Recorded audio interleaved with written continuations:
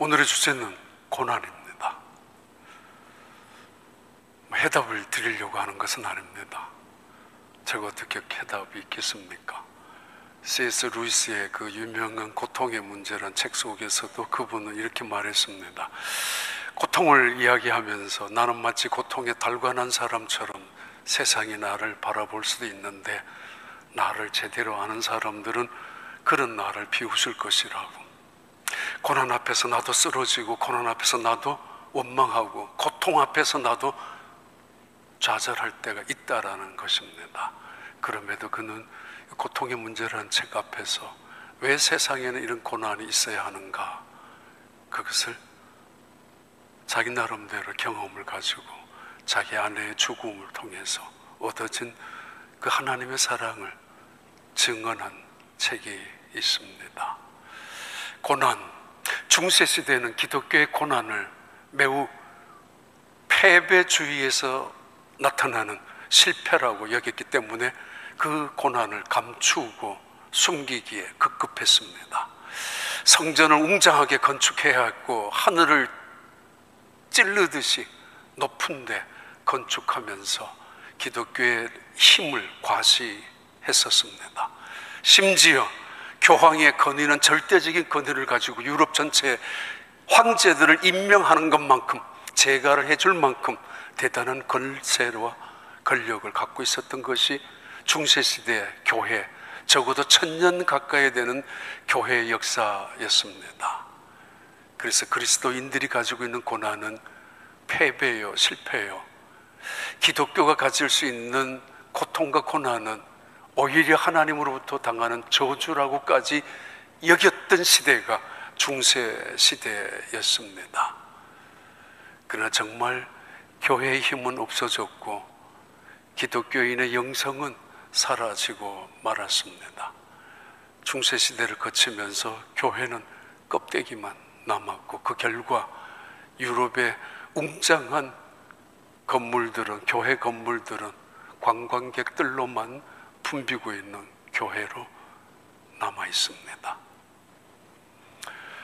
초대교회 야고보 사도는 야고보서 1장에서 말합니다. 2절에 너희가 여러 가지 시험을 당하거든 기쁘게 여기라. 그것도 온전히 기쁘게 여기라.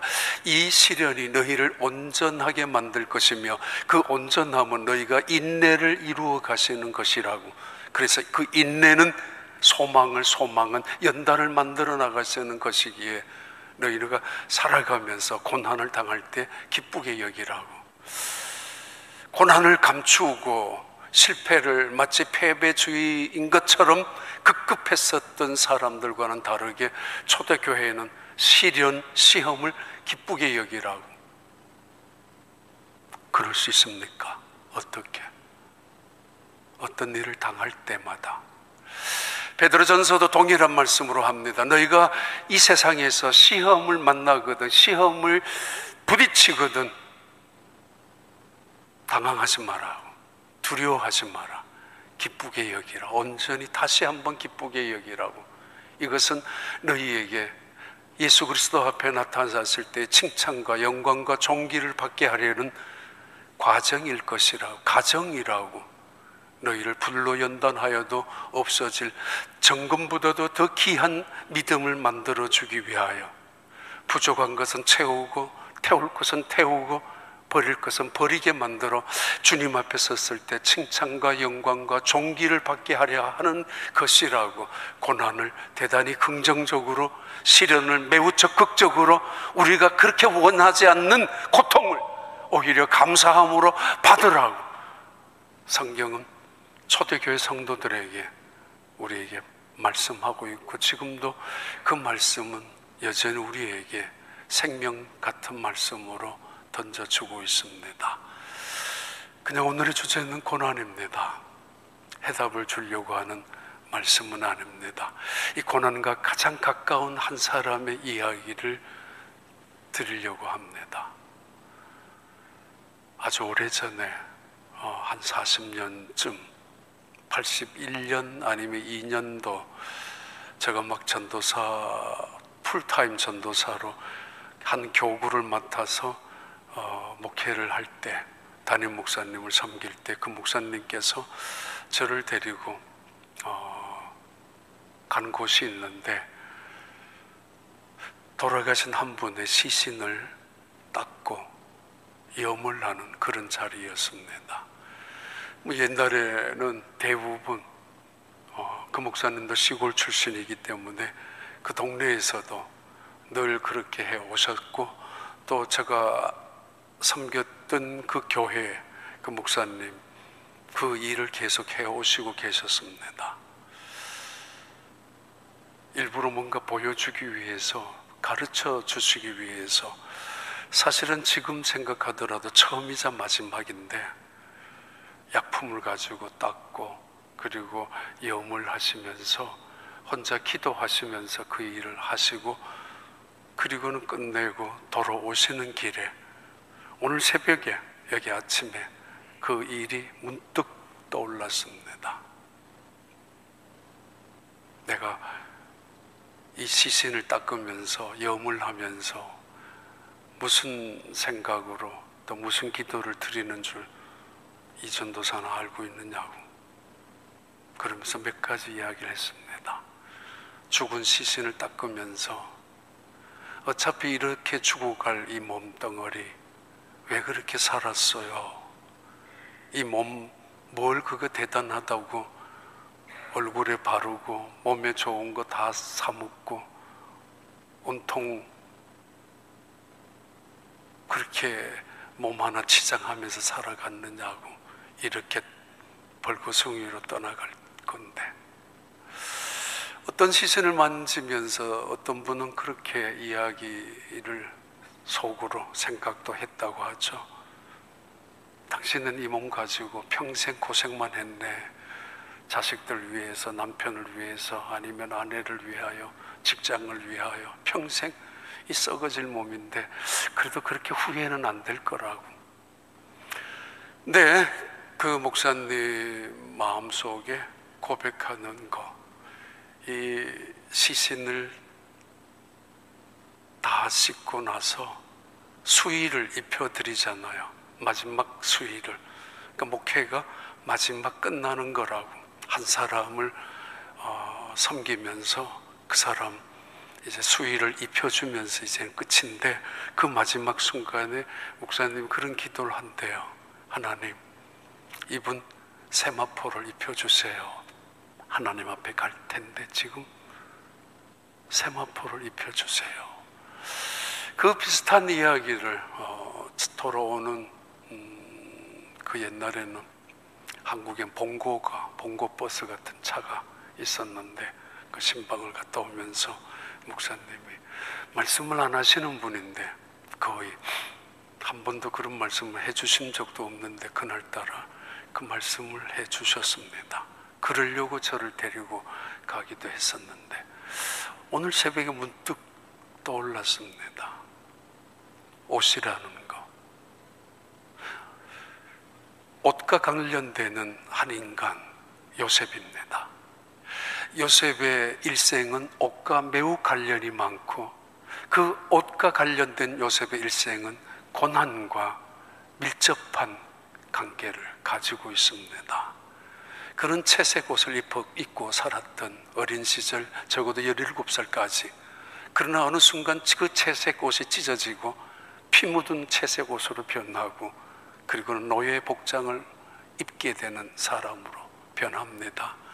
그리고는 또다시 한 10년 정도 지나고 나서 노예 옷이었던, 청지기의 옷이었던 그 옷은 다시 찢어지면서 제수 옷으로 바꾸어지고, 제수 복장을 하고 있었던 그에게 적어도 3, 4년이 지났는지 정확히 알 수 없지만은 어느 정도 시간이 지나고 난 다음 그 제수의 제수의 옷은 벗겨지고 세마포가 입혀집니다. 세상에서 가장 최고의 권력의 정점에 있었던 바로 왕, 바로 밑에 자리에 올라간 사람, 그의 나이 30세 초반이었습니다. 성경은 그가 세마포를 입었다고, 비단 옷을 입었다고, 그 옛날에 옷이 흔하지 않았던 시대의 이야기인데, 그 옷과 관련되는 그의 고난을 당했던 순간순간의 이야기며, 그리고 그의 일생을 상징하는, 대변하는 그런 말씀이 그와 관련되는 옷과 연결됩니다. 옷이란 그 사람의 신분이며, 옷이란 그 사람의 계급을 의미하기도 합니다. 그리고 옷이란 그 사람의 마음 상태의 부유함과 풍성함을 보여주기도 하고, 때로는 그분의 교양이나 아름다움을 보여주기도 할 수 있습니다. 중요한 거 하나 있습니다. 옛날이든 지금이든 그 옷을 가지고 우리의 더러움, 우리의 죄를 가릴 수 없다는 것 말입니다. 그 유명한 연금술사라는 책을 썼던 파울로 코엘류라는 분, 그분이 쓴 책이 또 하나가 있습니다. 불이다. 존 롤링이 했던 그 있잖아요, 마법에 대한 이야기 비슷하게 전개해 나가는 건데, 불이다라는 것은 이 책의 여주인공입니다. 그런데 마법이 자기 몸속에 있는 어떤 힘을 마법으로 연결시켜서 세상과 싸워나가는 그런 이야기인데, 이분이 이런 이야기를 합니다. 코엘류가 인간이 입고 있는 옷은 세상과 나를 연결시켜주는 고리이며, 사람과 사람 사이를 문을 열어주는 문이 될 것이며, 더 나아가서 천국을 연결해주는 문이, 첫걸음이 옷이라고 대단히 의미 있는 지적입니다. 세상과 나를 연결해주는 고리, 사람과 사람 사이에 연결해주는 다리, 문, 하늘의 문을 열어 하늘을 들어가는 옷이기도 한 것이라고. 그래서 말하죠. 거울을 볼 때 한 번쯤은 내가 이 옷을 입고 천국에 갈 수 있을까 생각해 보라. 창세기 37장 23절의 말씀입니다. 봐요. 요셉이 형들에게 이르매 그의 형들이 요셉의 옷 곧 그가 입은 채색 옷을 벗기고. 첫 번째 채색 옷이 시작이 됩니다. 채색 옷. 이 채색 옷이라는 말은 아주 컬러풀한 그런 말이고, 그리고 이 채색 옷이라는 것은 귀족들, 왕족들이 입는 옷이기도 합니다. 이 캐토넷이라고 하죠. 비싼 옷이기도 하고, 귀족들이 입는, 특별히 왕족들이 입는 옷이기도 한 옷. 한번 봐봐요. 원래 이 채색 옷인지 아니면은 또 다른 옷이 하나가 있는데, 이런 옷이었는지, 단순한 이 옷도 아닙니다. 사랑받는 아들의 표시를 증거해주는 그런 세마포 같기도 합니다. 아무튼 세마포라고 하는, 캐토넷이라고 하는 이 채색 옷, 귀한 신분을 말하고 사랑받는 가치 있는 존재를 말하는 것이고, 주변 사람들에게 나는 이런 사람입니다라는 것을 보여주는 옷이기도 합니다.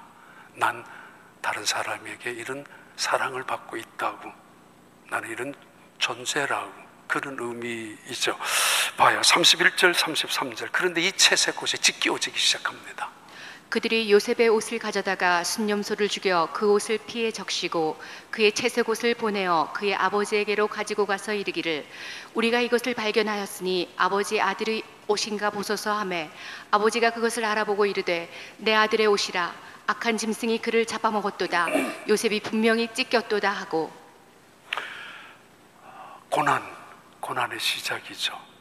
하나님께서 우리에게 고난을 허락하실 때가 있고, 심지어 고난 속에 밀어넣을 때도 있습니다. 물론 징계의 의미, 우리의 실수나 잘못 때문에 고난을 당할 때도 있지만은, 때로는 연단과 훈련의 의미로 하나님은 우리에게 고난을 허용할 때가 있습니다.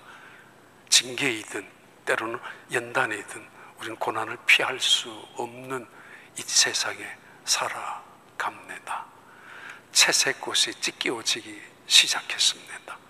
그 채색 옷, 피 묻은 채색 옷이 되어서 아버지에게로 전달됩니다. 형들이 그 동생을 죽이려고 했었고, 형들의 미움과 시기를 받았던 그 요셉의 채색꽃은 찢기워졌습니다. 형들로 인해서 고난, 때로는 원하지 않는 주변의 사람들 시기와 미움, 괜히 시기를 받아서 내 채색꽃이 찢기워질 때도 있고 괜히 고통 속에 들어갈 때가 있습니다. 하나님의 선물이란 아름다운 포장지 안에 들어오는 게 아닙니다. 검은 천에 쌓여서 하나님은 우리에게 선물을 주실 때가 많습니다. 세상은 디자인을 더 아주 기가 막히게, 포장지를 더 럭셔리하게 만들어 놓고 속에 내용물도 좋을 때도 있지만은 내용물보다는 겉을 훨씬 더 관심 있게 주목을 끌려고 디자인을 따로 하고 있기도 합니다. 겉이 중요하고 포장이 더 중요하기 때문입니다. 하나님은 우리에게 선물을 주실 때 검은 천을 뒤집어 씌워서 주실 때가 있습니다.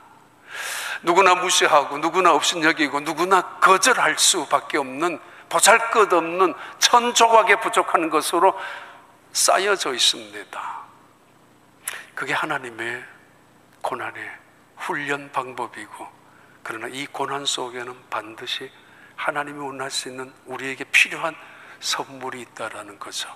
그러기에 여러분은 여러 가지 시험을 만나거든, 때로는 원하지 않는 시험을 당하거든 기쁘게 여기라고. 비록 검은 천으로 있다고 할지라도 그러나 그 속에 마치 숨겨진 보물처럼 우리에게 하나님이 주시는 보물이 있지 않느냐라고. 요셉의 일생은 채색꽃으로 시작했지만은 그러나 그것으로 끝났다면 그는 아버지의 사랑받는 아들로, 귀여움받는 아들로 끝나버린 인생이었을 것입니다.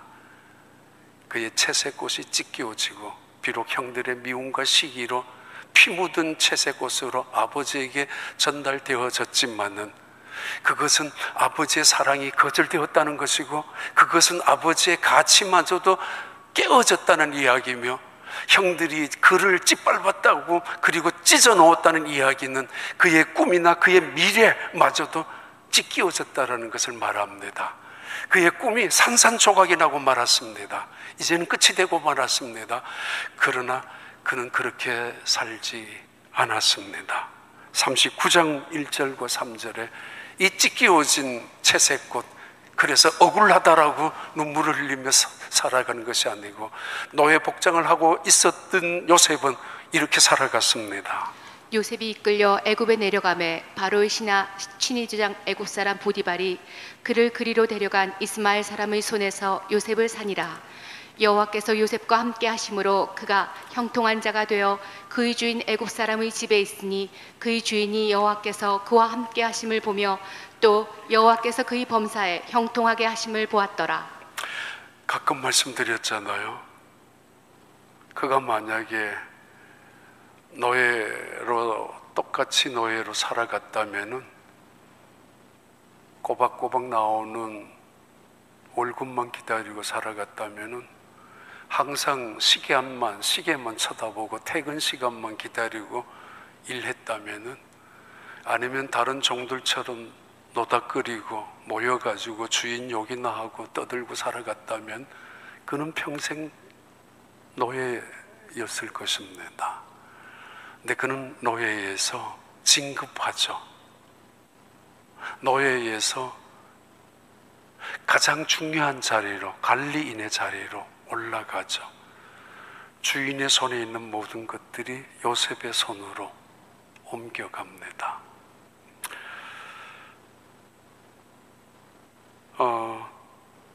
미국 의회의 19세기에 존 랭킨 목사님의 증언 보고서가 이런 것이 있습니다. 리그로 클로스라는 18세기, 19세기에 수많은 흑인들이 미국 땅에 와서 노예로 살아갔는데 그분들이 입었던 옷이라는 게 값싼 옷이었을 거잖아요. 나일론 같은, 양모로 만든 또는 목화로 만든 울 같은 따뜻한 옷들이 아니라 나일론 같은 뜨거운 떼약볕에서 일하면은 그 옷이 자기의 몸살을 살을 찢어갔기도 하고 땀 흘리고 뜨거운 태양볕 안에서 함께 때로는 피가 엉켜가지고 살 속으로 들어가는 그 옷을 존 랭킨이라는 목사님이 왜 흑인들은 이런 옷을 입어야 되는지, 왜 백인들은 좋은 옷만 입어야 하고, 당연히 하루 종일 그래서 그 옷을 벗겨 놓으면은 그 옷이 떨어지질 않았다고 하죠. 살갗 속에 들어가고 피하고 엉켜서 그걸 리그로클로스라고 불렀던가 봐요. 노예가 입었던 옷들. 어쩌면은 요셉의 옷도 그 비슷했을 것입니다만, 요셉은 그 옷을 입고 옛날에 채색 옷을 입었던 시간을 부러워하고 과거를 언제나 붙잡고 오늘 변명하며 살아간 것이 아니었다는 것이죠. 그는 노예의 옷을 입으면서도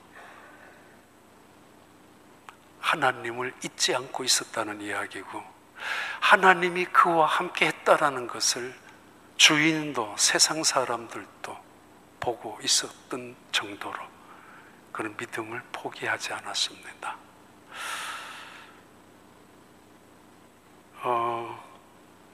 오래전에, 요즘은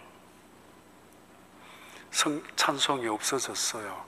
이 찬송이 수요일 저녁마다, 요즘은 621장을 여기에 그거 가끔씩 부르지만 전에는 날마다 숨쉬는 순간마다 자주 했어요. 그래서 수요 예배에 오셨던 어떤 분이 이야기한 적이 있는데, 자기도 그 찬양이 너무 좋다고.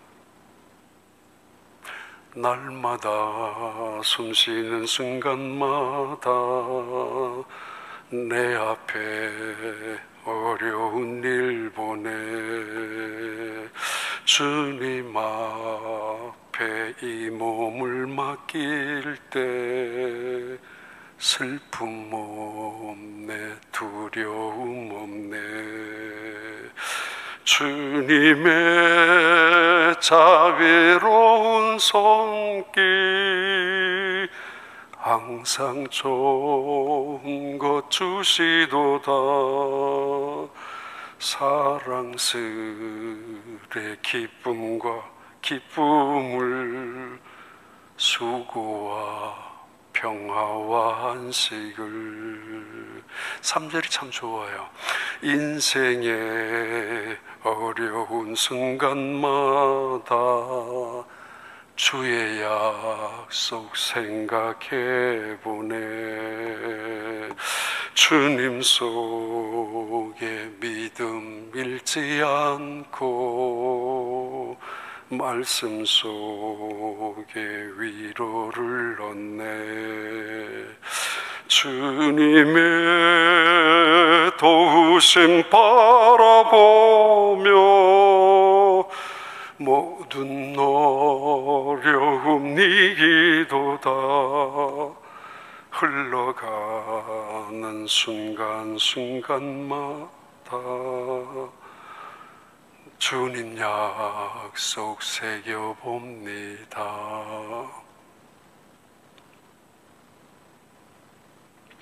맞아요.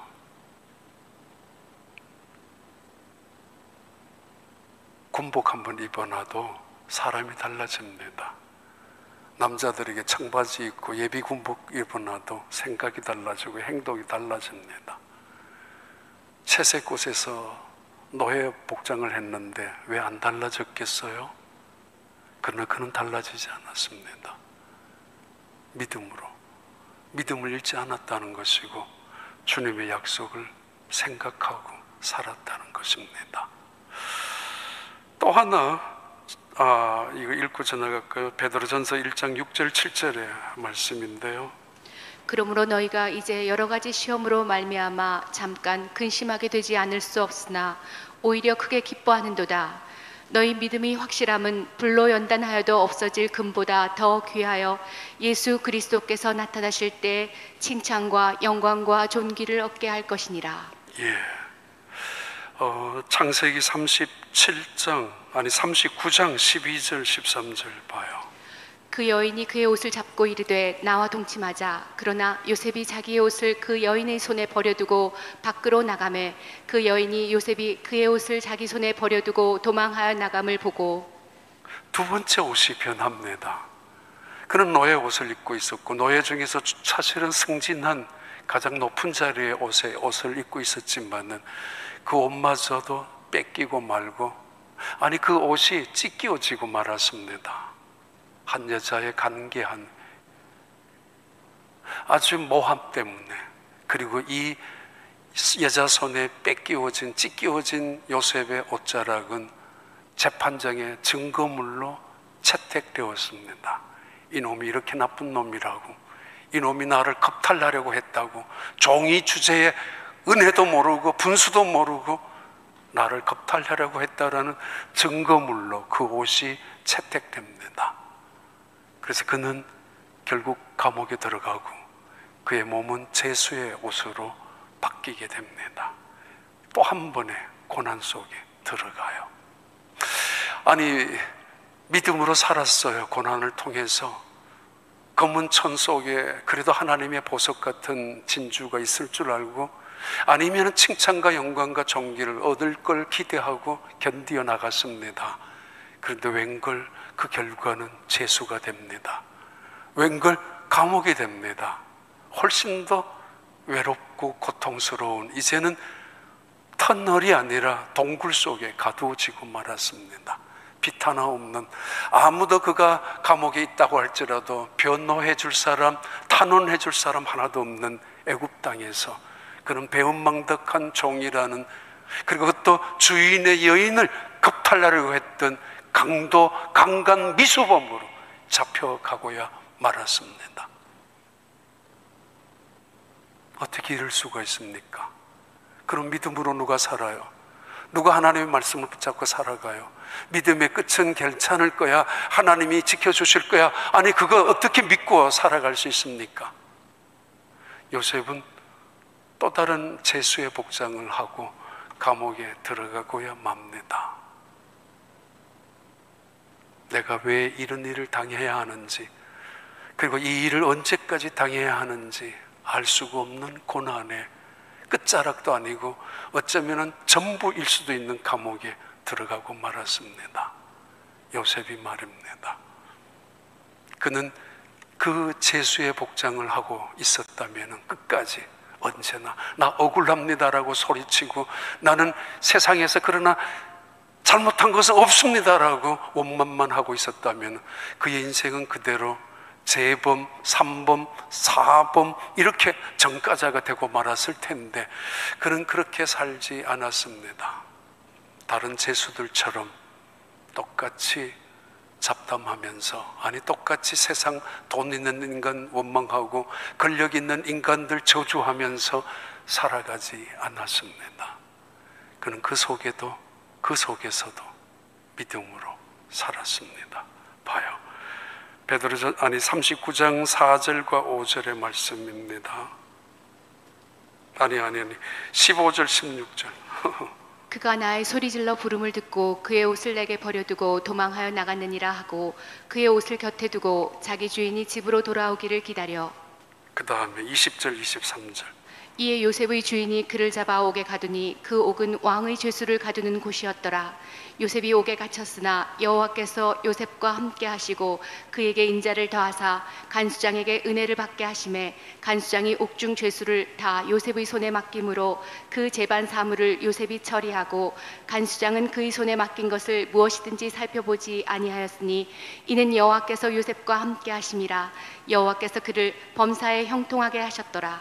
고난이란, 어떤 목사님이 이렇게 이야기했습니다. 새로운 일을 시작하신 하나님의 사인이라고, 또는 위장된 축복이라고. 고난이란 우리의 인생을 낭비하지 않게 하는 지름길이라고. 또 어떤 목사님은 고난이란 선한 자에게도 찾아오시는 하나님의 가혹한 형벌이지만 특별한 사랑이라고. 이 세상에 그러므로 극복하지 못할 고난이 없고 이겨내지 못할 시험도 없다라고. 고난은 하나님께서 돌보시는 하나님의 사랑의 손길이요 지혜요 숨결이 있다라고 말하기도 합니다. 고난. 그래도 우리는 고난이 싫습니다. 왜 내가 감옥에 들어가야 합니까? 내가 뭘 그렇게 잘못했는데 다른 사람은, 아니 내 자식에게 왜 이런 아픔이 나타나고 내 직장에서 내가 이런 어려움을 당해야 합니까? 그 사람보다 내가 못한 게 뭐 있다라고. 내가 왜, 아니 그래도 신실하게 살아갔고 땀 흘리고 살아갔고 열심으로 믿으면서 기도하며 때로는 헌신과 봉사도 하며 섬기면서 살아왔는데 왜 내게 이런 일이 닥치느냐고. 우린 다 알 수 없습니다. 욥은 고백합니다. 나의 길을 내가 알지 못하지만 내가 가는 길을 오직 그가 아신 것이라고. 내가 이 길을 다 간 후에는 나를 단련하신 이후에 내 믿음이 점금같이 나올 거라는 거, 이거 하나는 알고 있지만은 내가 어디로 가는지, 내가 왜 이 길을 걸어가야 하는지, 내가 왜 이 불 속에 나타나 들어가야 하는지, 이런 혹독한 시련을 당해야 하는지 나는 모른다라고. 알 수 없다라고. 그렇습니다. 다 알려고 해서는 안 됩니다. 우리는 신이 아니기 때문입니다. 다 알 수도 없습니다. 우리의 지혜와 능력이 모자라는 것입니다. 다 알아서 안 되는 것입니다. 다 알 수 있다고요? 알면 좋을 거라고요? 준비할 거라고요? 대처할 거라고요? 그렇게 살지 않을 거라고요? 내 마음대로 할 수 있겠다라는 오만함입니다. 내가 다 알 수 있다라는 거, 미리 알 수 있었다면 수많은 사인을 주셨는데, 내가 주인이 되고 싶은 욕망이고 내가 마음대로 하고 싶다라는 교만이죠. 그 말은 알 수 없습니다. 알아서도 안 됩니다. 그러기에 하루하루 한순간 진실하게 살아가야 합니다. 선하게 살아가야 합니다. 믿음으로 살아가야 합니다. 하나님이 함께 하심을 믿는 것. 요셉은 제수의 복장을 가지고도 다른 제수들처럼 똑같이 살지 않았다라는 말입니다. 우리는 경기장에서 간중이 있고 응원하는 운동선수가 있습니다. 응원하러 가서 그 선수들을 비난하기도 하고 비판하기도 하고 그 선수들 중에 한 사람을 아주 매도하기도 합니다. 저 사람 빼라고 심지어. 그러나 우리 데이비 플랫의 이야기대로 우리는 구경꾼이 아닙니다. 언제나 인생을 살아가는 응원하는 사람들도 아닙니다. 때로는 우리는 현장에서 운동선수처럼 뛰어가야 하고, 내 자식을 키워나가는 일터에 나가면은 그것도 뛰어다녀야 하는 우리 생존의 삶의 현장이라는 것이 전쟁터잖아요. 구경꾼이 아니에요. 관객이 아니에요. 그냥 팔짱 끼어서 장난 삼아서 유유적적하게 누구 비난하고 비판하며 그 사람 빼라고 왜 못하느냐라고 그게 하는 게 아니에요. 우리 스스로가 밑바닥에 떨어질 때도 있고 올라갈 때도 있고 성공할 때도 있고 실패할 때도 있고 이길 때도 있고 질 때도 있고 잘할 때도 있고 못할 때도 있는 그 삶의 현장, 그 삶의 전쟁터 한복판에 우리가 살아가고 있다는 것입니다. 그러기에 다 알아서도 안 되고 알 수도 없고, 그러기에 우리는 아픔도 겪고 기쁨도 겪으며 살아가는 것입니다. 꽤 오래전에 오스틴에 집회 중에 어떤 목사님께서 오셔서 했던 설교 중에 하나입니다. 한국에서 유명한 대학교도 나오고 미국에 와서 펜실베니아에 뉴욕에서 다시 로스쿨을 다니고 펜실베니아의 유명한 로펌에 있다가 얼마 후에 로펌에 있었던 한 사람과 결혼을 했어요. 결혼한 지 불과 3개월 만에 이혼을 시작합니다. 그 남편이 직장에 있는 다른 여자와 불륜의 관계에 있다는 걸 알았기 때문에. 근데 이 여자분은 학력, 외모, 실력, 가문 그분의 의복은 날개였고 학벌도 날개였고 미모도 날개였고 대단한 사람이었는데 결국 남편하고 6개월 만에 이혼을 했습니다. 그러던 중에 한국에 있는 부모님들, 대단한 부모, 누구라 그러면은 우리 시대는 다 아는 그런 굉장한 정치가였고 부자였고, 근데 한국에서 이분이 겪고 있는, 여기 미국에 와서 펜실베니아에서 겪고 있는 순간에 한국에 있는 부모님들도 이혼을 하고 있는 과정이 엎친 데 덮친 격으로 점점점. 근데 그 이혼하는 과정 속에서 알았는 게 몸속에 아이가 임신되었다는 것을 정신없이 있다가 보니 몰랐고 나중에 알았습니다. 한국에 있는 어머니는 애를 지우라고, 안 된다고, 너가 뭐가 왜 지금, 소문에 그분이 처음 미국에 왔을 때 한 달에 1,000불에서 2,000불 전화비가 나왔다고, 그 정도로 사랑받는, 그 정도로 부자인, 뭐 우리 옛날에 미국에 처음 있을 때 한국에 전화해요. 거기 몇 시예요? 몇 시라고. 거기 날씨는요? 그러면 전화요금 나간다, 끊자. 그리고 끊어요. 2마디 3마디 그렇게 일주일에 한 번 해도 한 달이면 100불 200불씩 전화비가 나왔어요. 옛날에 그래 왜 그랬는지, 그렇게 비쌌는지. 근데 이 여자분 정말 아이 지우라고 하는데도 지울 수 안 된다고. 그래서 결국은 미혼모로 아이를 낳고, 옆에 어떤 분이 이 여자분에게 교회 가자고 끌다시피 해서 데리고 갔는데, 교회 가면서 하나님을 만나기 시작합니다.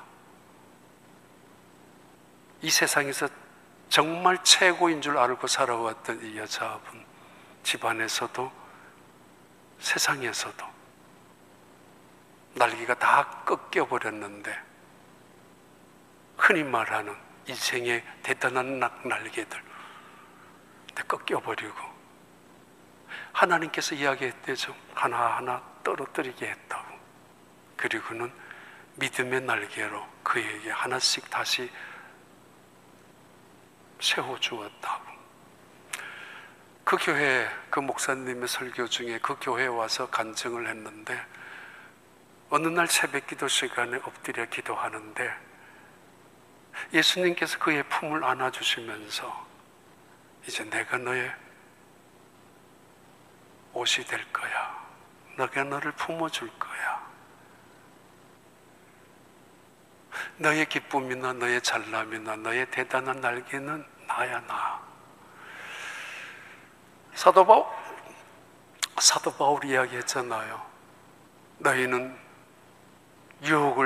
유혹의 욕심을 따라 썩어져가는 구습의 옛사람을 벗어버리고, 옛 옷을 벗어버리고, 옛 행실을 벗어버리고 주 예수로 옷을 입으라고, 주 예수로 덧 입으라고, 새 옷을 입으라고. 예수 믿는 것을 예수님으로 옷 입는 것으로 비유했잖아요. 아마 그것이 때문이었는지 곰곰이 생각해 보니까 그 여자분이 간증을 하면서 그랬대요. 주님이 이제는 나의 날개입니다.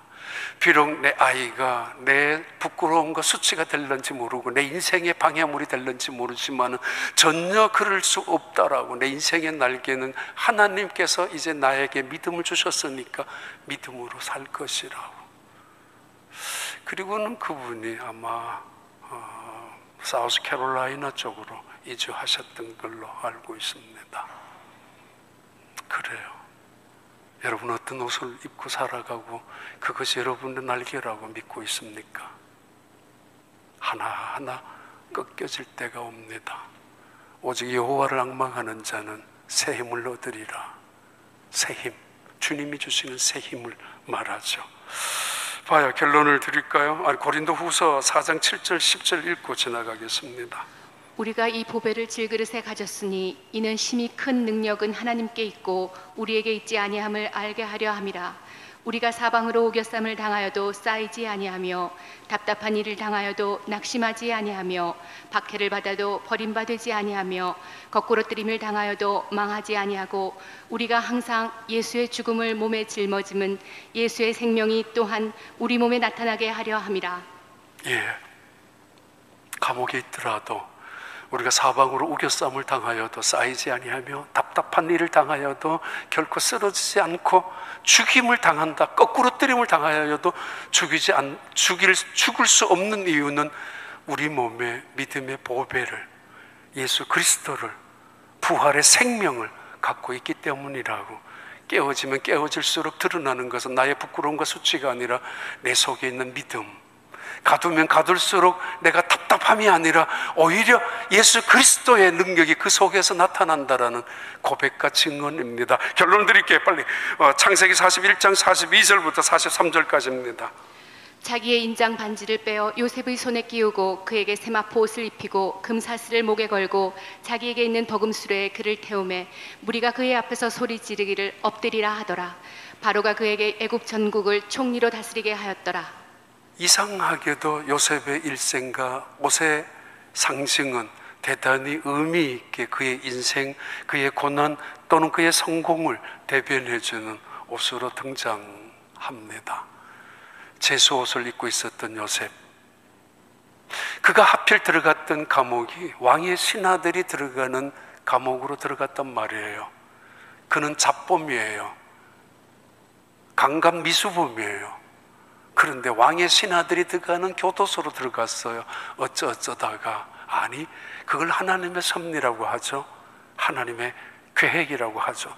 내가 생각하기에는 멀어지는 것 같지만 하나님의 뜻을 이루는 데는 그 길이 필요했었고 지름길이었고, 내가 원하는 순간은 끝이라고 믿었지만은 하나님은 그 끝의 속에서 새로운 일을 시작하는, 문을 여는 시작점이었습니다. 하나님은 드디어 요셉의 옷을 벗기시고 세마포를 입혀주십니다. 이때 세마포라는 이야기는 가장 가는 실로 만들어 놓은 아름다운, 가장 비싸고 가장 고귀한 신분을 의미할 때의 세마포, 그 세마포를 말합니다. 봐요. 요한계시록 7장 9절과 10절에 이 일 후에 내가 보니 각 나라와 족속과 백성과 방언에서 아무도 능히 셀 수 없는 큰 무리가 나와 흰 옷을 입고 손에 종려가지를 들고 보좌 앞과 어린 양 앞에 서서 큰 소리로 외쳐 이르되 구원하심이 보좌에 앉으신 우리 하나님과 어린 양에게 있도다 하니. 지금도 기억이 나요. 그 할아버지 돌아가셨, 그 시신을 닦고 염하시는 거. 저 목사님께서 그랬어요. 이분 하나님 앞에 섰을 때 세마포로 가려주고 입게 해달라고. 저희 어머니는 살아계셨을 때 바느질 하는 거를 좋아하셨어요. 그래서 시집 오실 때도 재봉틀을 갖고 오셨다고 그랬는데 돌아가시기 전에 이미 수의를 먼저 만들어 놓으셨습니다. 그래서 가끔씩 한국 가면은 돌아가시면 입혀달라고 하는 수의를 그 장롱 밑에다가 준비해 놓으신 것을 몇 번이나 본 적이 있습니다.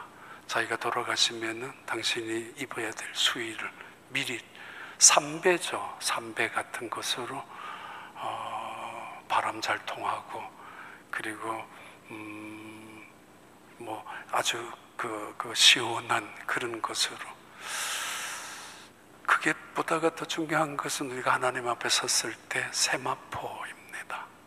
요한계시록에 예수 그리스도의 어린 양 보좌 앞에 수많은 사람들이, 흰 옷을 입은 사람들이 어린 양 보좌 앞에서 찬양하기 시작합니다. 새 노래를 부르고 있습니다. 그래서 요한이 물었죠. 도대체 이들은 어디서 왔으며 저 흰 옷은 무엇입니까? 장로 중에 한 명이 대답합니다. 저들은 많은 환난 속에서 건지움 받은 사람들, 시련과 고난과 고통 속에서 믿음으로 이겨낸 사람들, 그들이라고. 그리고 저 흰 옷은 예수 그리스도의 피로 다 씻음 받은 사람들의 옷이 흰옷이 되었고 세마포라고. 우리의 행실로만, 우리의 의로 얻을 수 있는 것이 아니라 예수 그리스도의 피로 씻음받은 옷들. 13절 14절에 이것을 이렇게 계속하죠. 장로 중 하나가 응답하여 나에게 이르되 이 흰옷 입은 자들이 누구며 또 어디서 왔느냐? 내가 말하기를 내 주여 당신이 아시나이다 하니 그가 나에게 이르되 이는 큰 환난에서 나오는 자들인데 어린 양의 피에 그 옷을 씻어 희게 하였느니라. 하나님은 옷을 만드시는 패션 디자이너셨습니다. 우리가 무화과 나무로 우리의 몸을 더러움, 부끄러움, 수치, 제약을 가리려고 할 때 하나님은 양을 잡으셔서 가죽으로 아담과 하와의 옷을 입혀주셨습니다. 죄마저도 가려주셨습니다.